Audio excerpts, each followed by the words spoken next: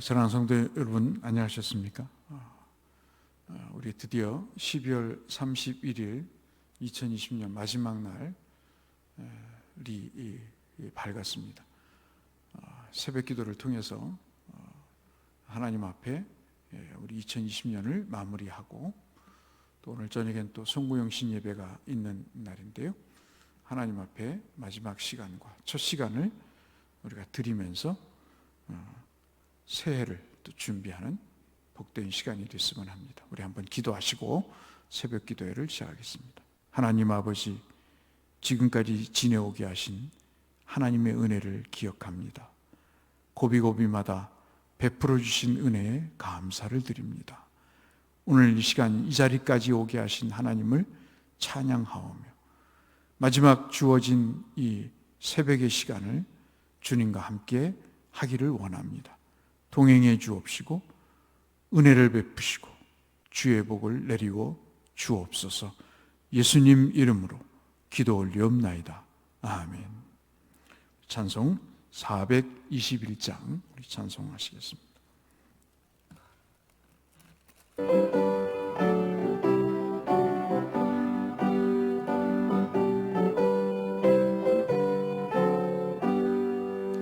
내가 예수 믿고서 죄사함 받아 나의 모든 것 다 변했네. 지금 내가 가는 길 천국 길이요, 주의 피로 내 죄가 씻겼네. 나의 모든 것 변하고 그 피로 구속받았네. 하나님은 나의 구원 되시오니 내게 정죄함 없겠네. 주님 밝은 빛 되사 어둠에 치니 나의 모든 것 다 변했네. 지금 내가 주 앞에 온전케 됨은 주의 공로를 의지함일세. 나의 모든 것 변하고 그 피로 구속받았네. 하나님은 나의 구원 되시오니 내게 정죄함 없겠네. 내게 성령이 임하고 그 크신 사랑 나의 맘에 가득 채우며 모든 공포 내게서 물리치시니 내 맘 항상 주 안에 있겠네. 나의 모든 것 변하고 그 피로 구속받았네.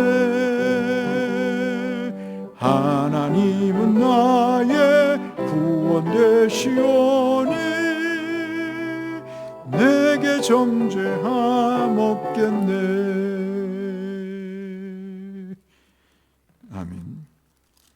우리 함께 나눌 말씀은 에베소서 4장 17절에서 24절의 말씀입니다. 신약성경 313쪽에 있는 에베소서 4장 17절에서 24절까지의 말씀 보겠습니다. 그러므로 내가 이것을 말하며 주 안에서 증언하노니 이제부터 너희는 이방인이 그 마음에 허망한 것으로 행함같이 행하지 말라. 그들의 총명이 어두워지고 그들 가운데 있는 무지함과 그들의 마음이 굳어짐으로 말미암아 하나님의 생명에서 떠나 있도다. 그들이 각각 없는 자가 되어 자신을 방탕에 방임하여 모든 더러운 것을 욕심으로 행하되 오직 너희는 그리스도를 그같이 배우지 아니하였느니라. 진리가 예수 안에 있는 것 같이 너희가 참으로 그에게서 듣고 또한 그 안에서 가르침을 받았을진데 너희는 유혹의 욕심을 따라 썩어져가는 구습을 따르는 옛사람을 벗어버리고 오직 너희의 심령이 새롭게 되어 하나님을 따라 의와 진리와 거룩함으로 지으심을 받은 새 사람을 입으라. 아멘. 마지막 2031년 2020년 12월 31일 마지막 시간을 우리가 맞이하게 됐습니다. 이맘때쯤 되면 우리가 한 해를 결산을 하고 또 새해를 준비하면서 각오를 하게 되죠. 내가 이제 2020년보다 2021년 새해에는 좀 더 잘 살아야 되겠다. 좀 더 성실하게 살아야 되겠다. 좀 더 착하게 살아야 되겠다. 좀 더 부지런하게 살아야 되겠다는 계획을 세웁니다. 다 이 모든 것은 참으로 우리에게 필요한 일이고요. 우리가 다짐하고 또 다짐해야 될 중요한 각오가 아닐까 싶습니다. 이런 모든 것은 새롭다는 것에 대한 가치를 두는 그런 면에서 새로움에 대한 가치를 둔다는 면에서 뜻이 있다 이렇게 볼 수가 있겠습니다. 그러나 우리가 새롭게 된다고 할 때 새롭게 된다는 것이 생각으로 되는 일이 아니지 않습니까? 세상 사람들은 새롭게 되기 위해서 노력을 합니다. 갖은 애를 써서 부단히 노력을 해서 그 새로움에 대한 추구를 이루어 갑니다. 거기에는 땀이 있고요, 눈물이 있습니다. 먹지 못하고 자지 못하는 그런 고통이 뒤따르게 됩니다. 그래서 고통 없는 영광이 없다는 말처럼 이렇게 뭔가가 새롭게 되기 위해서는 굳은 각오와 함께 그 각오를 뒷받침해서 그 각오를 현실화할 수 있는 무언가가 필요한 것이죠.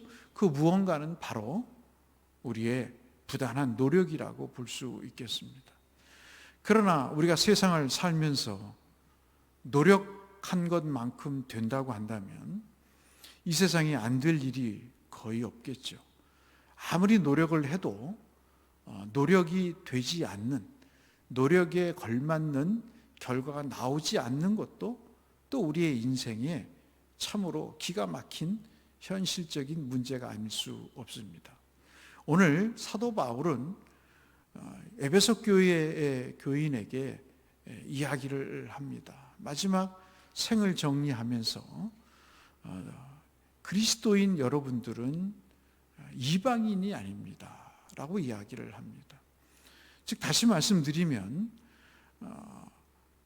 옛사람에서 새사람으로 되는 그 일에 가장 중요한 것은 정체성의 문제라는 것이죠. 즉 다시 말씀드리면 과거의 문제가 아니라 어떻게 보느냐의 문제라는 것입니다. 어떠한 가치관을 갖고 있느냐의 문제인 것이죠. 어떠한 눈으로 자기 인생을 보느냐의 문제입니다. 아무리 유대인이 아니었고 헬란이었고 이방인이 있지만 예수 그리스도를 만난 이후에 우리는 더 이상 이방인이 아니라는 것이죠. 우리는 유대인도 아닌 헬라인도 아닌 바로 그리스도인이라 하는 사실을 이야기를 하고 있습니다. 이것이 이제 사도 바울이 우리에게 말씀하시는 중요한 내용입니다. 우리는 어느 정부나 어느 단체나 어느 인종이나 어느 혈통에 속한 사람들이 아니라 우리는 그리스도의 자손이다 하는 것입니다. 그러니까 더 이상의 육적인 존재가 아니라는 그런 의미인 것이죠. 그리스도인이라고 할 때에 그 사람들은 영적인 존재라고 일컬어지는 사람들이라는 것입니다. 그래서 지금까지는 이 육적인 영역 속에 우리가 살고 있었다 하는 것입니다.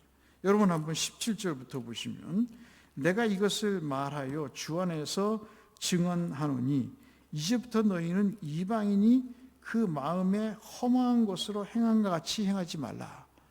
이방인이 그리스도인 되기 전 이방인들이 행했던 그 허망한 것들처럼 행하지 말라. 왜냐하면 당신들은 이방인이 더 이상 아니라는 것이죠. 그리스도인이라는 것입니다. 그러면 지금까지 이방인들이 행했던 것들이 무언가, 그래서 그 인생이 허망해졌던 것들이 무언가 하는 것입니다. 총명이 어두워지고 그들 가운데 있는 무지함, 총명이 어두워지는 것과 무지함, 그들의 마음이 굳어짐으로 말미암아 하나님의 생명에서 떠나 있었느니라. 이 떠나 있다는 말은 무관하다는 말로 바꿔서 해석할 수가 있습니다. 즉 이방인들이 왜 허망한 삶을 사느냐? 그들의 삶은 하나님의 생명에서 무관되어 있었던 삶이었기 때문에 그렇다는 것이죠. 그래서 그들의 삶은 아무리 노력을 해도 아무리 추구를 해도 그들은 무지함에 머물러 있을 수밖에 없으며 그들은 결국 마음이 굳어진 그런 상황이라는 거예요. 자유롭지 못한 상황에 처해 있을 수밖에 없다는 것입니다. 그들은 또 어떤 사람인가? 22절에 보시면 유혹의 욕심에 이끌려 사는 사람들이었습니다. 그들은 욕심에 따라 이리 흔들리고 저리 흔들리는 사람들이었습니다. 실제로 고상한 것 같지만, 그러나 정도의 차이는 있을 수 있지만 모두가 다 욕심에 따라서 살았던 사람들이라는 것이죠. 그리고 그들은 또 하나 습관에 함몰되어 있는 사람, 매여 있는 사람들인 거예요. 구습을 쫓아 썩어져가는 구습의 전통에, 그 옛날 가르침에 목매어 있던 사람들이라는 것이죠. 그래서 그 전통의 굴레에서 벗어나지 못하고 그 관습의 굴레에서 벗어나지 못하는 굳어짐의 삶을 살았던 사람, 진정한 자유가 무엇인가를 모르며 살았던 사람들이라는 것이죠. 그런데 예수를 만난 그리스도인들이 그런 삶에서 벗어나서 21절에 보시면 진리가 예수 안에 있는 것 같이 너희가 참으로 그에게서 듣고 또한 그 안에서 가르침을 받은 것은 이와 같지 않다 하는 것입니다. 그 가르침이 뭐냐? 24절에 의로움이라는 것입니다. 하나님의 성품이시죠? 진리라는 것입니다. 구습을 쫓아, 전통을 쫓아, 관습을 따라, 그리고 욕심을 따라 살아가는 것이 아니라, 그래서 재판을 불공정하게 만들고 자기의 사리사욕을 찾고 자기의 정욕대로 사는 그런 삶이 아니라 진리의 말씀을 쫓아 사는 삶을 주님이 가르치시고 교훈하셨다는 거죠. 그리고 그 결과는 거룩함에 이르는, 사람은 거룩해야 된다고 하는 그 인생의 목적을 그들이 깨닫고 의와 진리와 거룩함이라고 하는 주님의 닮은 모습으로 그들이 변화가는 그런 의미에서의 새 사람을 잊게 되었다는 것이죠. 그러니 이런 것들을 종합해 보면 가장 먼저 간단히 말씀을 드리면 육적인 것에서 영적인 것으로 변화되는 것이 바로 옛사람에서의 새 사람으로 변하는 것이다 하는 것입니다. 과거에 이러한 육적인 상황에 머물러 있던 사람이 그리스도라고 하는 예수 그리스도의 십자가의 죽음과 부활을 기점으로 해서 새로운 사람이 됐는데, 그것은 바로 이러한 구습이나 이러한 욕심에 따라 사는 삶이 아닌 영적인 존재로서의 삶을 살게 됐다는 것이죠.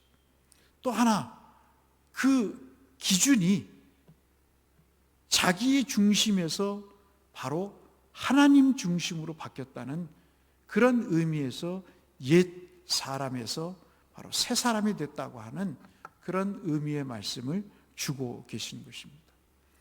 오늘 우리는 2020년을 마무리하면서 우리는 또 다른 새로운 각오를 하게 될 것입니다.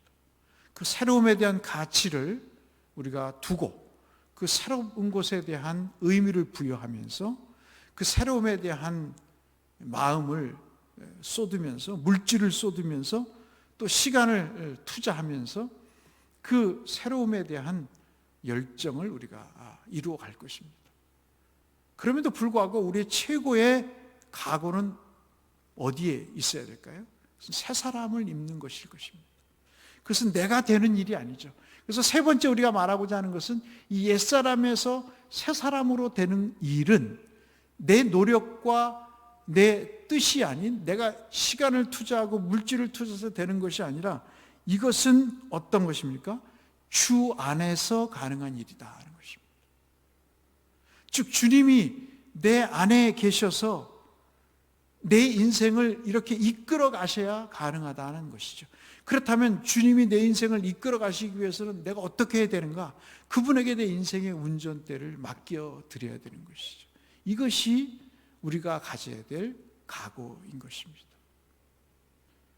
주님에게 내 인생의 우선순위를 맡겨드리고 내 욕심과 내 관습과 전통과 구습에 얽매이는 것이 아니라 의와 진리의 그 길을 가실 수 있게 내가 양보해 드리는 것, 그리고 그 최종 목표로 삼는 거룩함이라고 하는 주님의 목표에 내가 동의하면서 그 길을 함께 가는 것, 그것이 우리가 2020년을 결산하고 2021년을 우리가 준비하면서 하나님 앞에 우리가 다져야 될 각오가 아닌가 하는 것입니다.